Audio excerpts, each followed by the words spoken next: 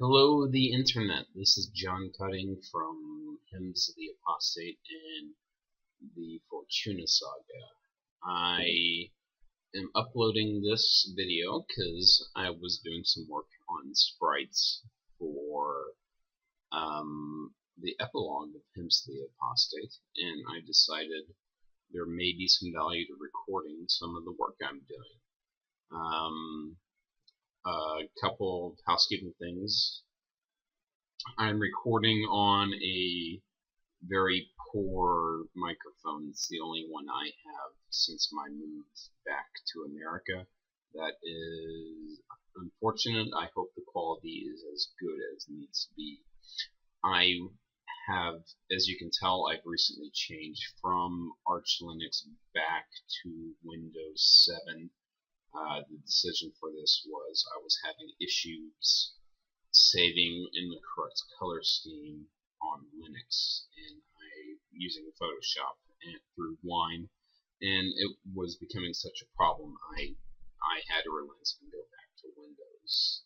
This is actually a dual boot machine. I can use Linux for some things, but I found that since I'm using Windows more for the Photoshop and the housekeeping side of my work, that I'm using Linux less and less. Background is a photo of my adopted hometown of Yokohama, which I miss dearly. Other than that, the reason I am making this video is this thing right here. It's a Sprite tutorial I posted on DeviantArt. Could be 7 years ago. It's been a long time, but it's one of the most popular things I have put online. It is just a basic rundown using Dante Lon from the Fortuna Saga, talking about breaking down. We have the base sprite here in the middle. Basically how you can turn this base sprite into any sprite I've done in any of my webcomics, one way or the other. That he is the mold, and from that you build out your character. You can flesh out any character basically from this base sprite mold in the middle. He's you may recognize him. He's a normal NPC from Final Fantasy III, Final Fantasy VI, and he's not that interesting. He's got a lot of horizontal lines, but the same base sprite can be turned into anything. It's a pretty good guide where most of the focus is on coloring and the head, since the head is the exact same size as the body. If you saw these sprites in real life, they would seem goofy, and their necks would snap pretty much instantly. But this has been really popular. I get emails, I get requests for advice. I've given advice for people working on all sorts of projects, from other Sprite comics to iOS games, and everything from in between the two. It's been a lot of fun. I like working with sprites, and I wanted to show off. I really have no plan. I wanted to work on some Sprite. I can't show those. Those are my epilogue characters, but I want to show you a couple things I've been working on, and maybe do some work in just seeing the fluidity of the motion. Maybe there's something to be learned here. So, spoiler alert, we're going to talk about characters from upcoming Lost Noise, which have already been introduced, but we haven't seen the full sprite sheet yet. So first we're going to talk about Karen here. No big surprise, Karen is going to be in Lost Noise. It's been announced. You've seen her photo, you've seen her sprite show up on kind of teaser images, and you'll notice I decided not to use the same sprite sheet that I originally used in Fortuna Saga, starting, was it 2003? Was it 2003? Has it really been that long? And it's been a long time, but this is the original. This is the original. I'm using a program called Color Paint, which is a Linux-based program you can run under Windows using certain software. But I fell in love with it because I think it is the right amount of power and customizability to help with sprites. And this is the new one. This is my standard. I think it's about 45 different poses I have for a base sprite set. So these are basically the base poses I want for any major character. And it's not perfected yet, but I think it is a huge evolution from what we're used to from Fortuna Saga. I posted a comparison of the two characters right here. You can see just a couple differences. It's the same basic character, but I've addressed a lot of issues that really started to bother me in Fortuna Saga when I got more practice and had a lot more experience working with these characters. Things that bothered me about Karen for the longest time was that her eye, well, A, she's not 100% original, and B, her eye here is 3 pixels tall for the blue and 2 pixels tall for the white part of her eye, which always made her look like she was looking up or maybe surprised by something. And the new version, she has the same color scheme, but I've toned down the colors a little bit so she's not as bright. Heeded my own advice and lessons learned. And another important thing, she has feet. Something that always bothered me about this character is she was wearing a dress, and it was really hard for me to show where her feet were. There were certain poses like this where I imagined the dress would pop up, where you could kind of see where her boots were, but I didn't change the color to leather or like a brown or boot colored differential, so you really can't tell. Her feet were very nebulous. I always thought she should be tripping over herself, and so this is a good example of an evolution of the sprite. It's the same character, but I think the one on the left, the new one, is a much more versatile sprite. She's the same height as she was. I like to have Cole here on the side because he's a good base sprite to base poses off of. But if you'll notice, if I bring it in, Cole is the average height of a sprite, and actually that's a bad example because he is 1 pixel taller than Karen when she doesn't have that foot spread down to make her look a pixel taller than she really is. But if you notice, if you put the bottom pixel in the same level, Cole is 1 pixel taller than what Karen is, and I think that's an important part of her character. She is short, and she's noticeably shorter. People have mentioned it before in the story. There's her with her stupid time age cap on. It's something I've done for both. This is what I did all those years ago, and that's what I did now. And it's a good evolution of the character. But she's short, and so part of her personality is she has to project her personality out to compensate for her vertical, what's the word, her impotence in that regard. But this is her sprite sheet. This is what I consider the basic set. I'm not done yet, but this is about 45 different poses, which I think is the minimum I need for a comic to be able to bring a character through life and to be able to adjust from then and there. And this is a new character I've released on.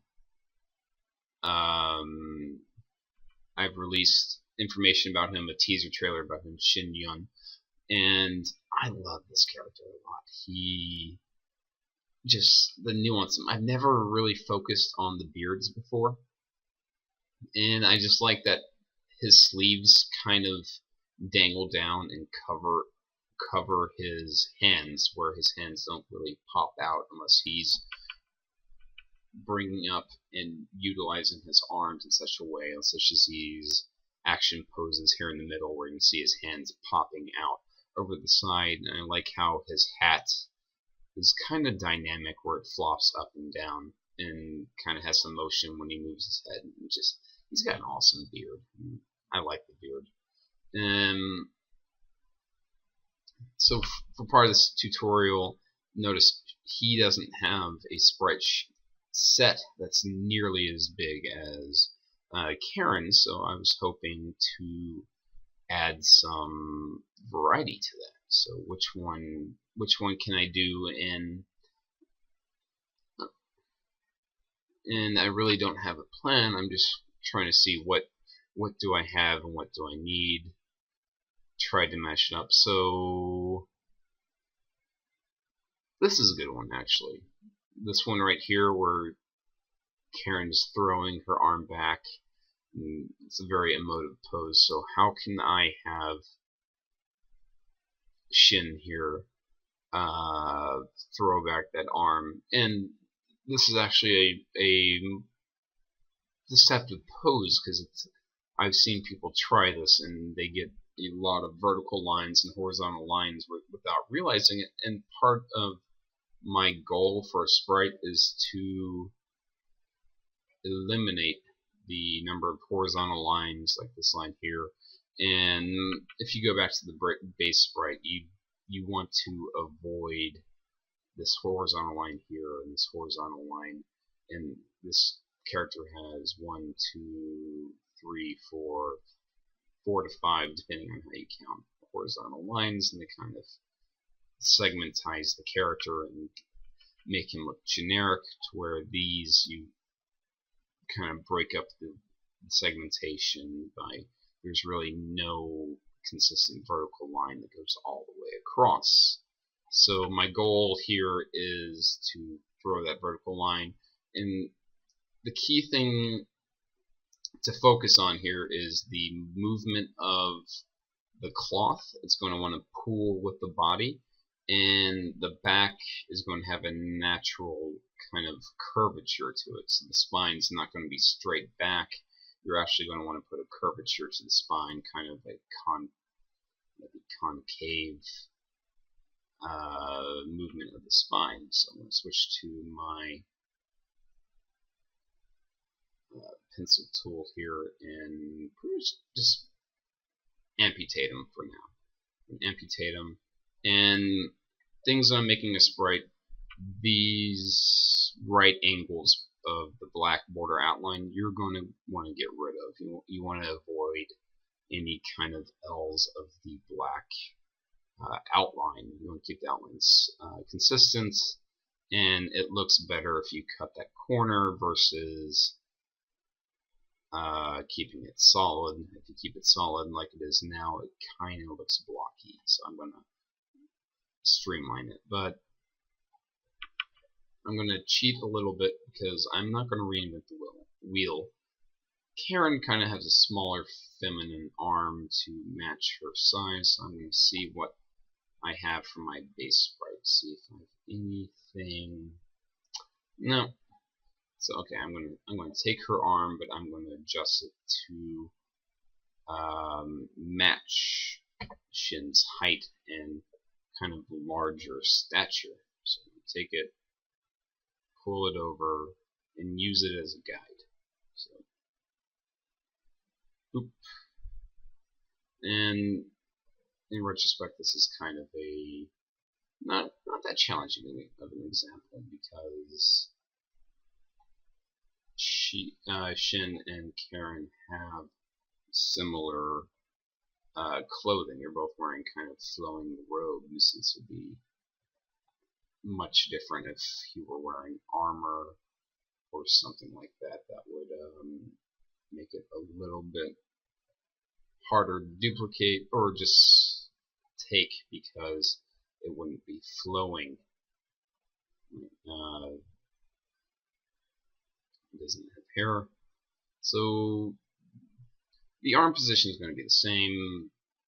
Humans, their arms to the ratio of their body, the size of their body is about the same, more or less throughout the population. So I wouldn't feel that bad keeping it within reference. I'm going to make his hand a little bit bigger and make sure his skin is the same tone as his face.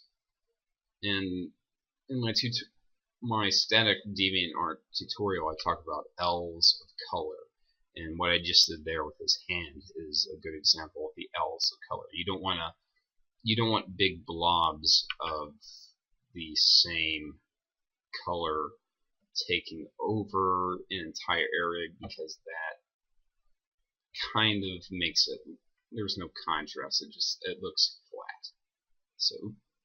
So part of the goal here is to make contrast where his fingers may curl, and then excuse me, and then I also want to make the robes seem to pool and follow the curvature of his back and the movement of his body, to where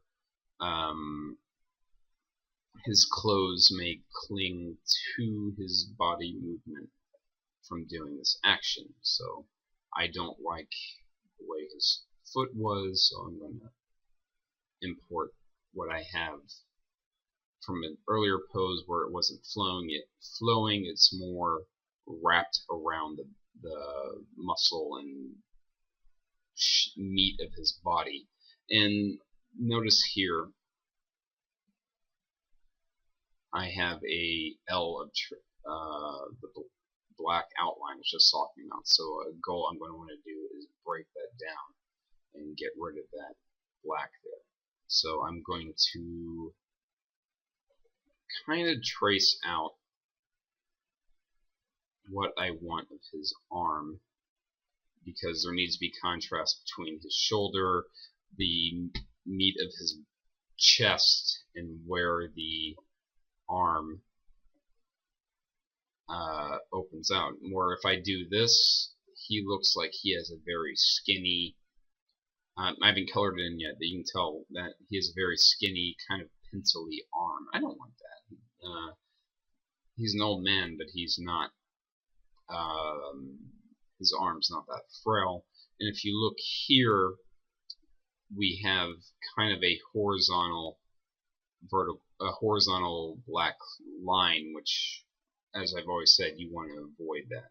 So what I'm probably going to do is experiment with this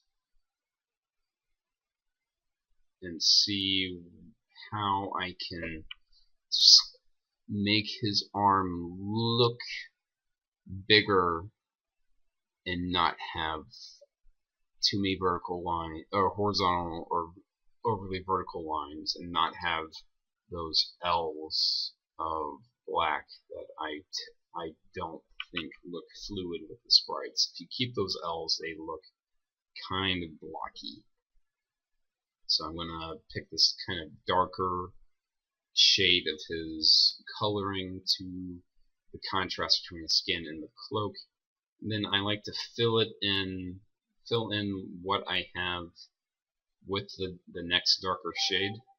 And you can notice here, this looks flat. It looks not necessarily fluid with the rest of the sprite. So this is where the fun with coloring comes along. We have his belt. I'm going to break up that horizontal line there, and then I'm going to get the two lighter shades of this kind of burnt orange and kind of experiment what I have. And what I have now is, it looks like a checkered pattern, in which I don't want that. It looks like a end zone of a college football game.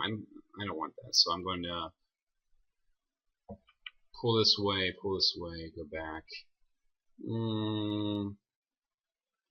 And a lot of this is just experimenting and finding what works and what I am happy with.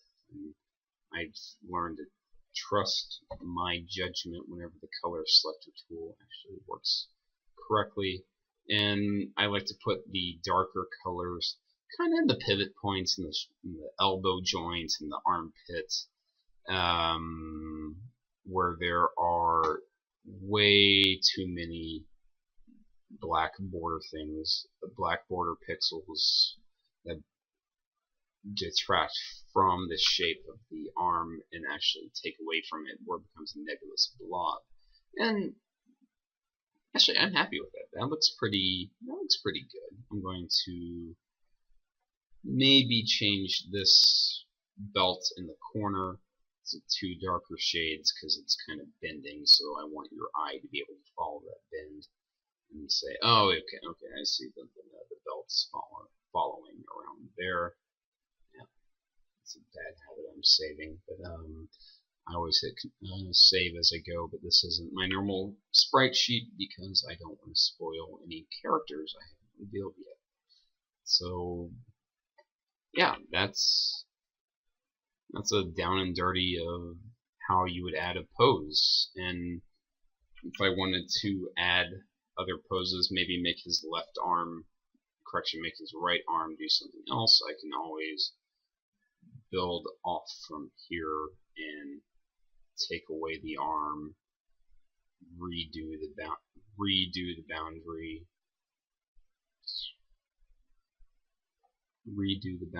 like so,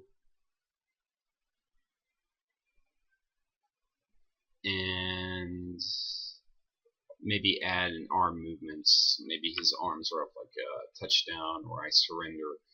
That depends on what I need him to do, but that's just a basic walkthrough of what goes through in a standard sprite and all the mini steps and mini decisions you have to take.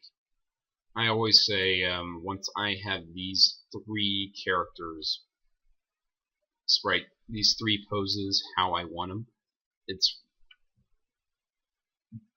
I focus, and a huge portion of the input goes into getting those 3 poses how I like it. Once I have those, it's much easier to build up everything else.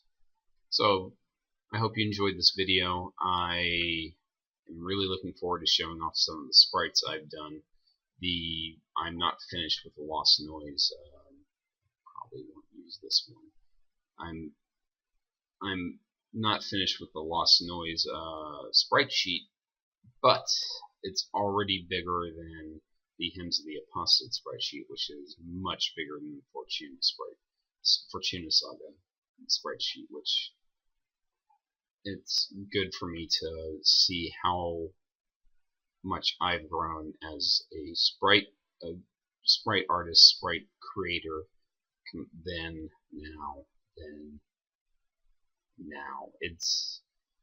There's no comparison.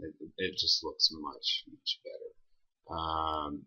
Couple things I'm debating. I never liked, as the story grew, I wish I chose a different color for Karen's text, her voice, and I wish I gave the yellow to Frey, and I wish I gave kind of a closer color, like a dark pink, to Karen, which I plan on doing for Lost Noise. I'm curious if anyone has any objection to that, because